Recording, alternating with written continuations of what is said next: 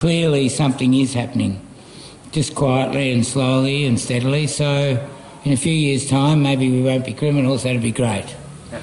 So, Radic, come and tell people is there people who've never been to a workshop before here?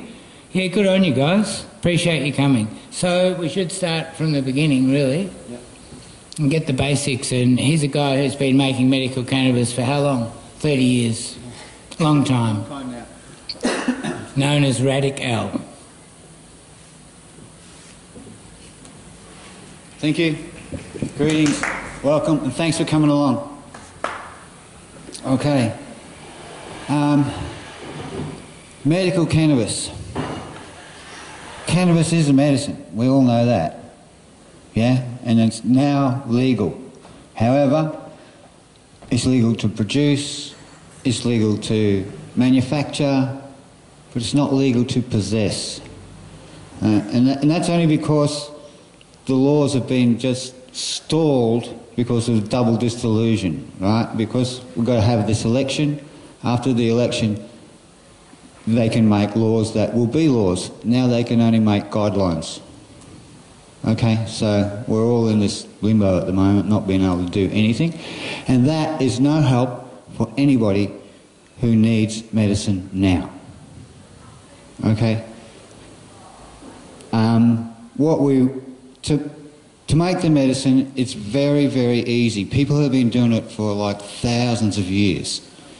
Yeah? We've got records of it that date back in China 5,000 years.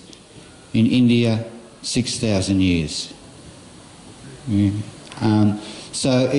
This really, medicine, is what got us all here today, because all of our lines trace back through all these areas. And if they weren't using medicine, because they went through a lot, then we wouldn't be here. So the modern medicines of today are really an alternative experiment that's never been tried before. But medicinal cannabis is tried and proven for thousands and thousands of years. Okay? Now, oops. There's just so much record of it, and yet it's 100% safe. There's no record in all of this time, 5,000 years, 6,000 years in India. There's no record of anyone dying, no record of anyone suffering a symptom that didn't wear off. Okay, so nothing is permanent. It always wears off. And the reason this being is because inside our own bodies, everybody's body, inside, we have a system in there that cannabis locks into. And cannabis actually mimics our own body's chemicals that we produce ourselves inside our body. And it just mimics this system called the endocannabinoid system. Yeah? Endo means naturally in our body, and cannabinoid because that's how we found out about this system. We didn't even know it worked, or how it worked, or that it even existed until we decided to find out how cannabis affects us. So they named it anything that works in this system a cannabinoid, endocannabinoid. Phytocannabinoids are plant-based cannabinoids, and of course synthetic cannabinoids are made in the laboratory. Now,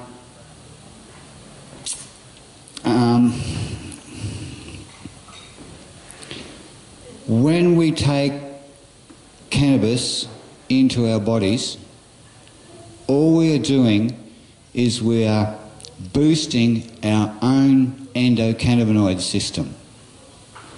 And why would you want to do that? Because the endocannabinoid system balances and regulates every other system in our body down to a cellular level.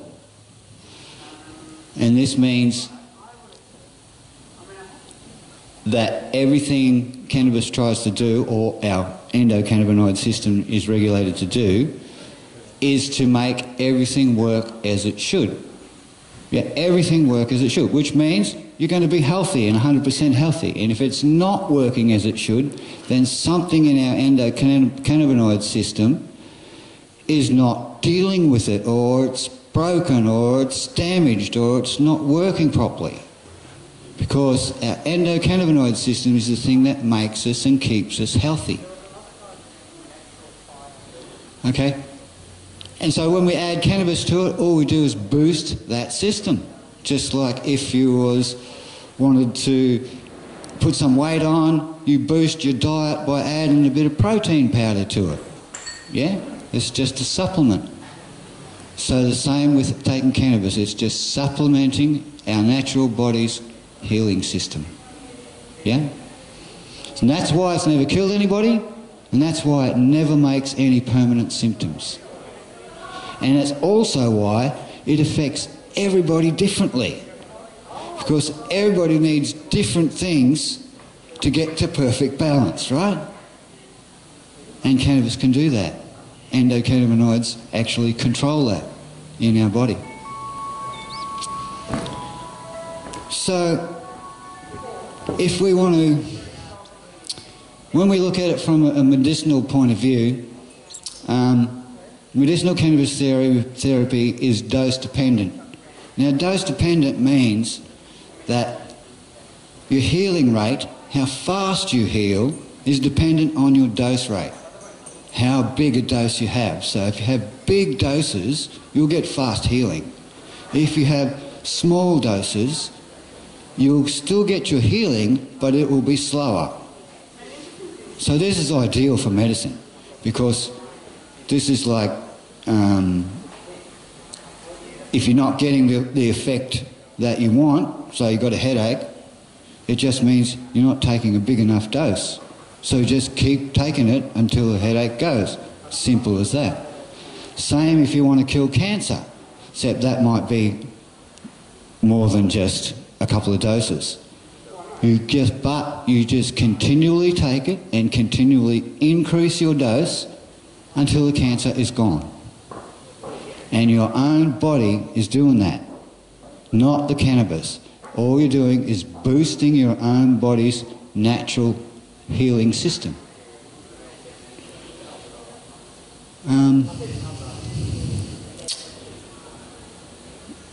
One more thing I would really like to tell you is that even though they get all these laws in place and so on, most of them don't really affect us. They only affect people who want to be in the business, yeah, who want to have a registered business, a name and so on. But just somebody who wants to treat themselves, we have a right to self-medicate. You can do this with echinacea. If you get a cold, you can grow echinacea, you can make echinacea tincture, you can make echinacea subliminals, you can make all sorts of echinacea herbal medicines, you can grow it in your own garden. There's no law against that. You have a right to do that. It's called self-medication, and even if you go into court, you can say that you're self-medicating and they will totally accept that. So when we talk about cannabis from a medicinal perspective, on a personal level, we all have the right to self-medicate. Yeah? So all we need for that to happen legally is for them to accept that cannabis has medicinal qualities. At the moment, as we speak now, it doesn't, and they do not accept that. It's the TGA who's in control of that, and the TGA cannot change anything until after the election. They're set to change it. They're going to bring it down to S8. Currently it's in S9, which is no medicinal use. But when they do change it, probably just after the election, it will probably move to S8, which is the most restricted that you can have. But they do accept that it has medical use, and that means courts, judges, everybody officially, doctors, all of those people can accept that it has a medical use, so if you're using it for a medicine, all you need to do from then on is to convince them that it's actually good for that. So you just need some scientific documentation that, you know, they might have looked at mice or whatever, but not treated on people. That's enough. That's enough for them to say, okay, we accept that it has medicinal use. You get migraines and you say you smoke a joint and that gets rid of it. We've got some evidence to prove that it is an analgesic with mice and so on. They can accept that and say, okay, so then that's self-medication, and that's, you know, you've probably got a pretty good chance of not being even charged. So, does anyone have any sort of questions they'd like to ask about things? Yeah? So you were saying about the increase the dose until the cancer disappears. Well, I mean, if we're talking about the tumour, Yep. the tumour goes into remission. Yep. So what's the experience? Okay. There's 3 ways that I know of that cannabis kills cancer, but there's many more.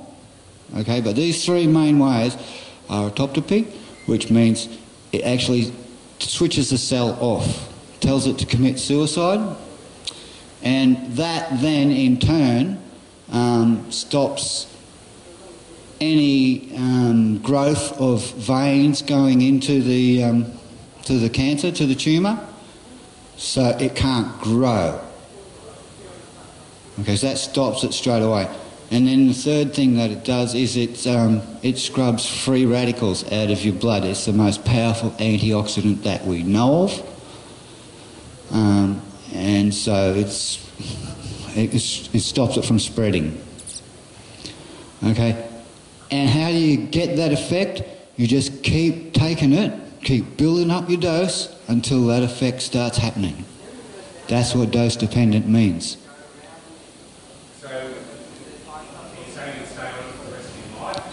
No, but you can if you want to, because it's only boosting your immune system. You wouldn't be eating that much that you needed to kill cannabis. You'd be on a maintenance dose, which would be minute, small, tiny. If you wanted to, but you could not. If you don't want to, sure, you can stop. Like when you get a headache, all right? You take your analgesics until the headache's gone. You don't keep taking them after that, you stop, right? Same thing with cancer. You take it until the cancer goes. After that, you don't need it anymore, you can stop. If you want.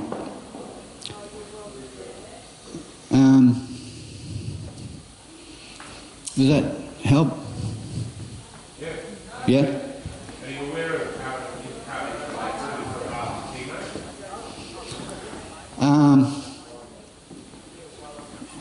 Well, chemo means it kills cancer cells. All right? Cannabis is the best chemotherapy you can do because it doesn't kill healthy cells. It nurtures healthy cells. The problem with the doctor's chemotherapy is that it kills every cell, healthy or not. They just try and target it into that area.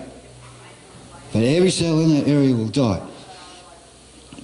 It's very, very good to have cannabis with chemotherapy, and there are scientific studies coming out recently saying that the entourage effect seems to be working very well with these two.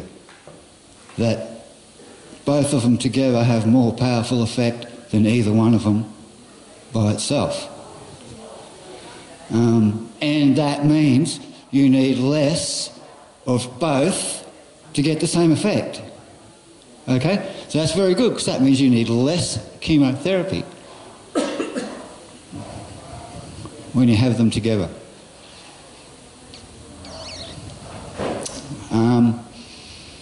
Why that happens is because cannabis not only does kill the cancer, so that it's helping to kill helping the chemotherapy to kill the cancer cells,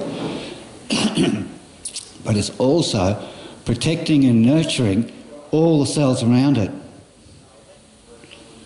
You see? So it's making it easier for you to deal with it. It's keeping your other cells around you healthy whilst the cancer is being killed, and also helping the cancer die. And that's why the entourage effect is more powerful than having either one of them by themselves. I've helped many people through cancer. I started out doing this about 94, 95, something like that. I read a book saying that cannabis is a herb. Well, before that I thought cannabis was a drug, just like everybody, you know, cannabis is a drug, get addicted, blah, blah, blah. I didn't realise it was a herb. Once I realised it was a herb, all the pennies just dropped in my head, because my father, teaching me all about herbs as I was growing up, I knew exactly what to do with cannabis. And so I started doing it. Straight away, that day, I'd pulled up a few plants earlier on. It had been raining heaps, and they'd washed the roots totally clean. You know, just sparkling white.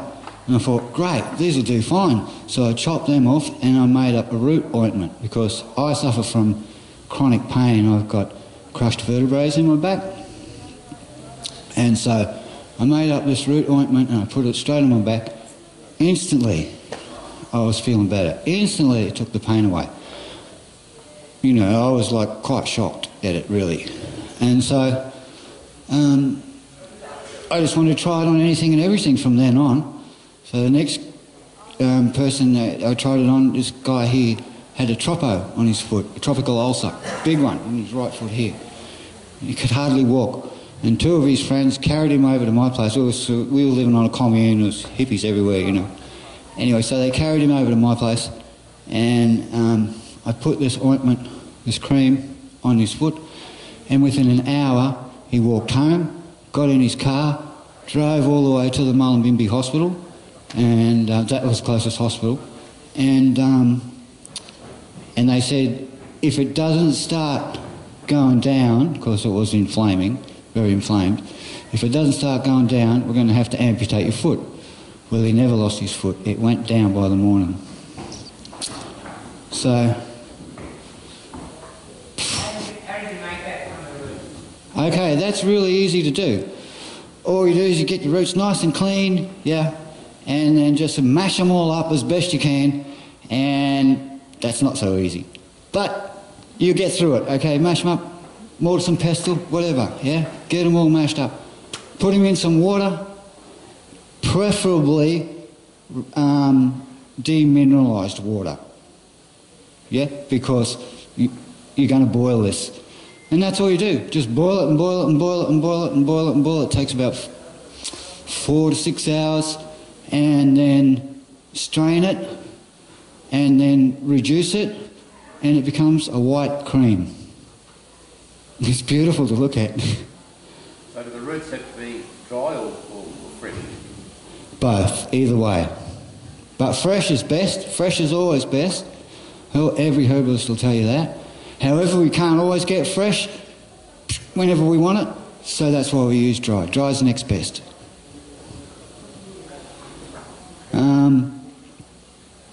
Now, to make all of these medicines, it's just so simple. People have been doing it for thousands of years. And I want to do some workshops, if anybody's interested, where on a one-to-one basis, or maybe just a half a dozen of us or so, we can actually go through the process and make some medicines. If you obviously want it for particular reasons, then we will make certain medicines out of cannabis to suit your particular ailments. If anybody's interested in doing things like that, I'll be taking bookings, so just come and see me, and we'll work it all out. We can make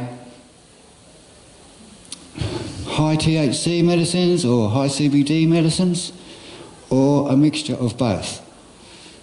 And we'll talk about why we would want to do that. Because CBD has many, many qualities in itself. However, when you mix them together with THC, again we get an entourage effect, where we get a better effect from the two of them mixed together than we do from either one of them kept separately. Now, we want to do that for particular reasons, like if we want to kill cancer, that's a good way to do it. If you want to just, have a muscle relaxant for a massage thing, then you may not need so much THC, mostly CBD. So what we want it for, we need to consider before we make it. And then it's so easy to make. We can do it. Well, I was thinking, say, in a 4-hour session, I could teach us how to make, first of all, hash oil, because hash oil is the most important ingredient. From that, you can make an oil infusion very accurately, and we need to be accurate if we're going to make medicine. Okay? An oil infusion, which you could use anything from suppositories to massage oil to taken internally. And depending on the strength is what you want to use it for. Okay? A cannabis tincture. There are a few different types of tincture, but you can make them all from hash oil. And it's very quick and simple. And why would you want to make a cannabis tincture? Because cannabis tincture is one of the quickest onsets. And you want a very quick onset if you're suffering from chronic pain or headaches or something that you want a seizure or something you want to get rid of straight away. You can't wait 2 hours for effects to come on. You want the effects to come on straight away. So cannabis tincture is ideal for that. And then you can make topicals. Now, why would you want to make topicals? Because topicals bypass the blood system altogether and just drop it straight in the area where you want the cannabinoids to be and slow release it there for ages. And that would be very good for chronic pain, if you've got chronic pain like I'd suffer in my back, or say, again, headaches, you can just rub it into wherever the head's hurting. The headache will go away pretty quick. Because that's having cannabinoids released into that area slowly over a long period of time, which is going into your endocannabinoid system straight away and quelling whatever it needs to be quelled to stop the pain. So all of this can be made from hash oil, and within a matter of a couple of hours to 4 hours, I suppose, we could go through this. So it would be sort of like an afternoon medical workshop.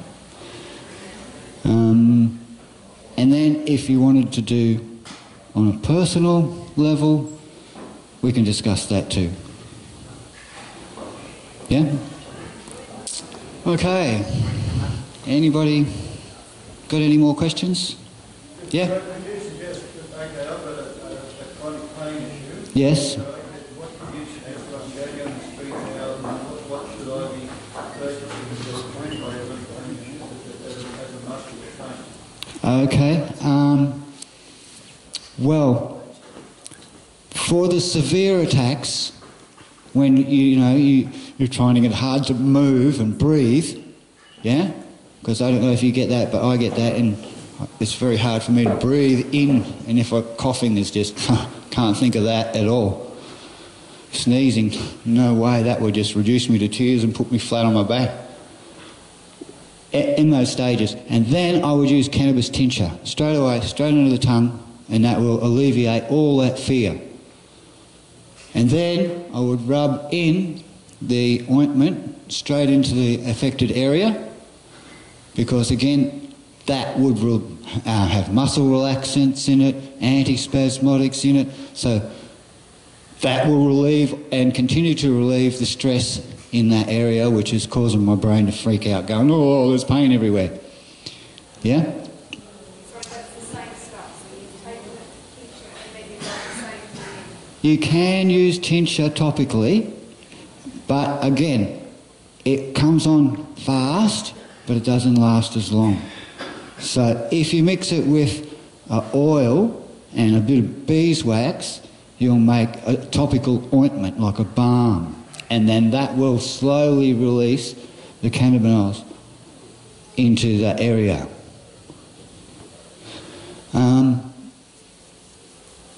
It's very easy to do all that. Yeah. Let's say an arthritis pain, for instance, would a balm be the good thing that should be using then? Definitely. Yes, a balm will be your saviour. Yeah. And you only need the tincture for when it's really terrible. Yeah? And so you'd only use that maybe, you know, when the wind changes or it's going to rain or something like that, bones start aching. Or to help you sleep, because it'll help you sleep pretty quickly. When you're dealing with a lot of pain, it's very hard to sleep. Oh, sorry. Oh, here we are. Yes, as you can see, the medical properties of CBD are amazing. It's just so full. And now, they haven't got much on THC there. The reason that being is because you need another chart for THC as well. All right? And that's really put together by people who want to promote CBD. And CBD is a good, very, very good product. Okay? And by itself it has uses, and but THC mixed with CBD. Now, why do I say that? Because this comes from traditional medicine. All right? When we tested, and we look at all the tests that the police did in the 60s and 70s, of all the hashish that they busted all through Europe and so on, we find that the THC and CBD levels are around about 50%, around about equal.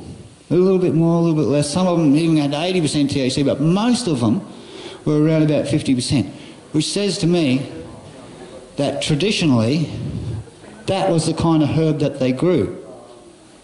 Why did they do that? Because they grew it for a medicine. They knew it was a medicine, and they would use it for medicines. It's only been stamped out of our psychic, really, in the last 100 years, and given the cannabis out of the thought of it being a medicine. Yeah. Okay, so THC and CBD. Another test they did was in Morocco. It was a soil test, and they found that the more that you grow the same strain in the same soil with the same farming practices, which is very common, the more the THC and CBD levels want to equalise. And again, that says to me, all of the medicines, even though we can't test it because we haven't got any left, from prior prohibition, were around about 50% THC and CBD. They put them in 80 to 90% of every prescription that was written before prohibition, which says 80 to 90% of all our ailments can be treated with cannabis, and the cannabis that they used then was about 50-50 THC and CBD. Am I taking up too much time? Someone else wants to... Yes? When you say tincture, is that an alcohol suspension or? Yes, alcohol, because alcohol has a job. It takes it into your blood very fast, and that's what we want when we use a tincture. That's the reason that we're using it, so that the alcohol will get it into your blood quickly for quick relief. What's the difference between the oil suspension and the tincture suspension? Good question. The tincture suspension is for quick onset, and you don't really want it to last too long, so you just want it to get rid of your headache and then get away so you can go and do your job, right? So it's ideal for those kind of situations. Whereas an oil infusion, usually it's got to go through all your internal systems, and depending on which oil you use, it's got to go through either your lymphatic system or through your liver and your kidneys, right? And either way, it's going to take hours to get through those three, and then it's going to be completely different. It's going to be more powerful because it's going to be changed from THC into THC CHOO, which is stronger. Okay? So if you don't want those effects, then you use tincture. If you do want those effects, now why would you want it stronger? Because you're suffering from pain or cancer or something that you really need some powerful endocannabinoids or phytocannabinoids to boost your system for. So they all have uses, and it's all very different, and it's really just a matter of application as to why to treat each ailment. Yeah? Topicals? Same rules apply for a topical. You can use a tincture for a topical, but it'll come on very quickly, but it won't last very long. If you use an oil infusion for a topical mixed with beeswax, then it will take longer to go into your skin, and it will slow release for longer. So depends on what you want it for. Alcohol rubs are really good. You know, they're the fast ones where you and you rub really fast and it's all done. Yeah, but that doesn't last very long, but it gets you feeling good. Well, same rules apply to medicine. Yeah? If you want the onset fast and it doesn't need to last very long, alcohol's a good way to go. If you want it to last long, and it doesn't matter if it takes a while to come on, then go the oil infusions.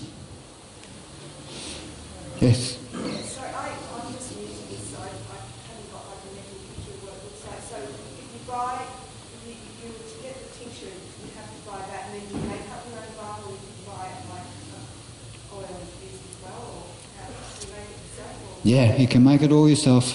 It's, get a tincture. well, all of these products are available at the moment in Nimbin. Okay? Because, you know, we're all hippies and we love making our own medicines. You know, we've been doing that for a long time, and as soon as we realised that cannabis was a medicine, well, everyone's gone mad and made all this medicine. So there's some very high quality medicines around. There's a really good balm. I gave the people the recipe who made it. The balm is, I think it's 8 times extract, which means, well, if you do any of the courses with me, you'll understand what I mean. But 8 times means it's 8 times more powerful than a full strength extract. And they do 3 different extracts. They do an extract of the roots, they do an extract of the leaf, and they do an extract of the buds. So then they've got 3 different extracts, right? 1, 2, 3. Then they mix them together in equal portions, add a bit of beeswax, and there's your balm. We get that today. Yep. Yep. I think you'll find that at the embassy. And it'll be very good for chronic pain, for your arthritis. Totally. Yeah. So you say the embassy is the place to buy this, is it? Yes. Yes, we have plenty down there. Is that downstairs? No, that's upstairs. Yeah. And the fridge at the back. Okay, there's a couple of fridges there. It's the one at the back. Just follow it up there. Or I just ask someone for some balm. They'll help you. It's very cheap too. Okay, so the process used for separating the CBD and the THC, or? No. There's no process for that. You either make THC extract or you make CBD extract. What you make it from is either high in THC or high in CBD.